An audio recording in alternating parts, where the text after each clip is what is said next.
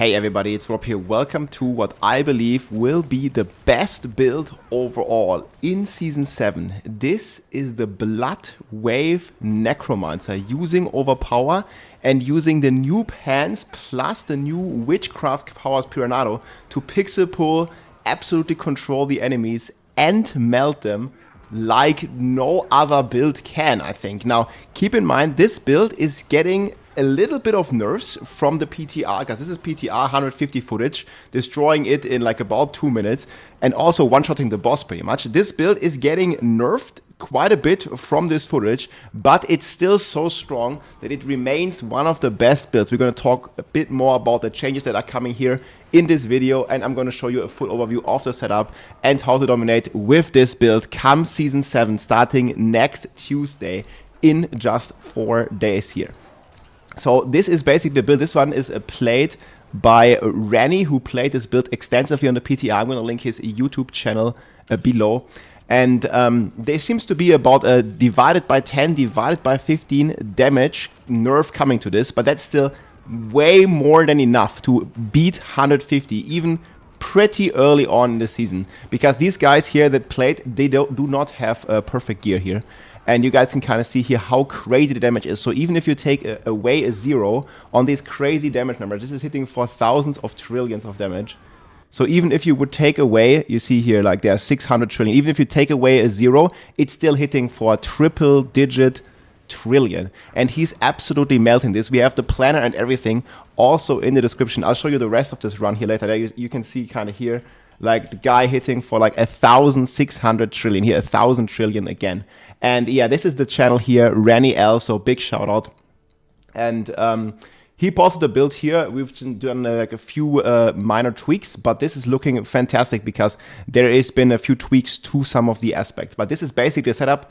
There is also a non-Uber setup here with aspect of the hardened bonds and aspect of the cursed aura you can check out for starting. But we're gonna be looking at the full Bloodwave Uber version here.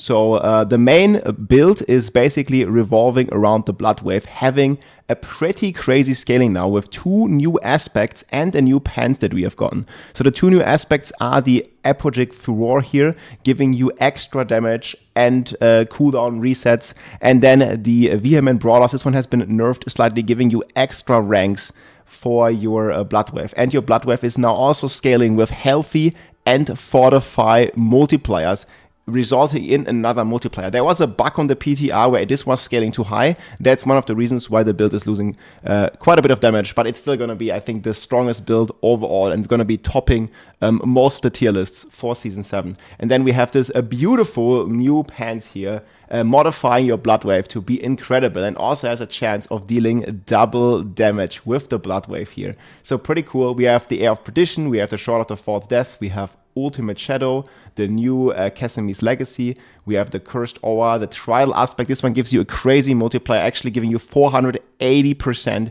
on a two-hander. This is going to be like a 5.8x multiplier. And then we have the new amulet here, the Furor, we have a Fast Blood, and we have the Brawlers aspect. Now these are going to get tuned down a little bit, as well as the scaling of the Bloodwave, because yeah, on the PTR this was skyrocketing to hundreds and hundreds and even thousands of trillions of damage. So this is looking to be nerfed around divided by 10, divided by 15, depends a bit on a few other bonuses, but it still, like, mathematically looks to be pretty insane for the overall clearing potential of the build. Then we have the cool runes here. These are the new runes here, Zen and Vex, with Buck and Quacks. In general, you're getting a lot from gaining the +1 ranks here. That also works for the Vex rune now. And this one has been nerfed from 4 to 2, but you're still getting a ton of ranks to your Bloodwave. And now at rank 5, it's scaling extra, and you're getting this bonus to Healthy and Fortify. So on the PTR, this bonus to Healthy and to Fortify they were multiplying off each other, going to crazy numbers. Now, the way I understand it, the healthy and the fortify bonuses are still a multiplier to your damage, but they are additive to each other, while they were multiplicative to each other before, resulting in some pretty ridiculous numbers. But still, super strong build. Again, I think the strongest in the season. Then we have Piranado here. You can also see him using it in this video here from Rennie, where the Piranados basically allows him to pixel pull quite a lot and help him completely dominate and control those monsters. I'll also show you the boss fight here real quick. Then we'll talk about the rest of the powers, the skill tree, and obviously the Paragon board that we also all have in the planner below. So you guys can kind of see here, like the Piranado is actually like pixeling the monsters on top of the blood wave, like sucking it in together here. And he's able to just completely dominate. It also looks very cool and reminds me quite a bit of the season 1, where you have this like cursed aura, you curse everything, and then you completely dominate with it. So you can kind of see here the craziness of the damage numbers, and he just spawns the boss in about 2 minutes. And now watch this boss fight and how he dominates the bosses. And this boss has like, you know, crazy amounts of HP, but he's just able to blast him down, boom, just like that. The 150 is done. And he gets the credit. I think he's also quickly going over his gear, so I'll show you here the gear. Again, the full video is going to be linked below as well. This is just one example of how the gear we just went over may look like. So Air of Perdition, the Shroud, and then here you can also see like all of the masterworking stuff that he has. And he doesn't have like completely crazy gear. You see here, like for example, like some of these rings, like they just have like one greater affix, right? Like it's nothing really special here, not even the intelligence or the crit damage as greater affix, so there is still a lot of room for improvement here. And yeah, look at those rings, basically like only one greater affix, so there is a lot of room to go up. And obviously you have this like a crazy occult gems that make you deal even more damage. So they even buffed this. The Phantom String I believe got a buff to 40% overpower now. Then we are playing the Voice of the Stars here for the aura and ultimate skills, which is basically our main damage source with the Blood Wave, and then the Friend of the Bog here. So this is the growth and decay powers that you have here. You have a bunch of auras, Aura of Specialization, Purging Touch, Hex of Whispers, and Soul Harvest. Now these might be subject to change, because there's been a lot of, you know, like buffs and nerfs to these. Overall, many buffs though. And we will see, this is just one of the possible setups. And then we have the skill tree here, looking like Hued Flash, Blight, obviously always very nice to increase DPS, Blood Mist, we have Necromic Fortune, we have Titan's Fall. Like again, this is like just a bunch of new multipliers that the Necro has gotten. Corpse Explosion here, Fueled by Death. Then the curses, this is going to happen automatically, like the curse aura is just going to be around you with amplified damage, Death Embrace, and also Death Approach. This is probably the last points you want to sign, but movement speed is always great. And then we have the Tides of Blood, Colossal Blood, and we have Shadow and Blood damage here. And then obviously the Blood Wave with Fatality, Memory More, and Standalone, big multipliers, and also here more crit damage with Inspiring Leader.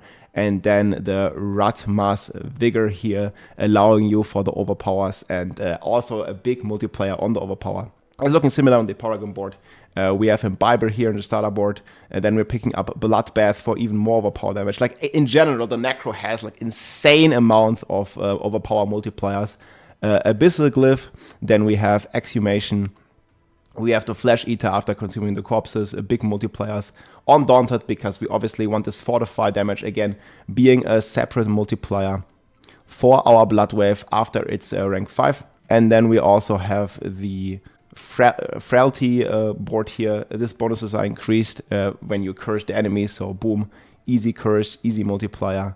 And then last but not least, we have Blood, Baggins Blood for even more damage from those Blood Orbs, and Amplify, again, having a crazy synergy with the curse. Then we have, for the class mechanic, we're basically sacrificing everything because we're not playing with minions.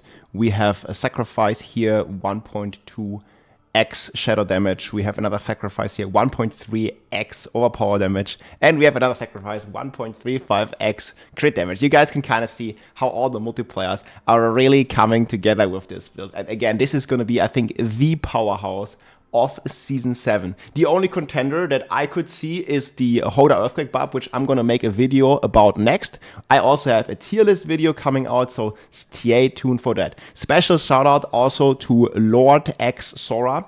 If you wanna check out some of his analysis and what he did, I'm also going to link this video below because he made a video and we chatted a bit. He made a video in depth talking about the changes that are coming to the Necromancer. So again, check out Lord X Sora and check out Rennie. And yeah, let's get ready to dominate Season 7. This is super cool for the Necromancers because it has been quite some time since the Necromancer has really been like in the meta or even on top of the meta. And it sure looks like this Blood Wave is gonna be it here for Season 7. So go dominate, play some Necro or some Barb maybe or whatever you want. And let's go. Few days left. GG. If you like this video, make sure to subscribe, leave a like or a comment. I'm also live on Twitch almost every day, so come and say hi.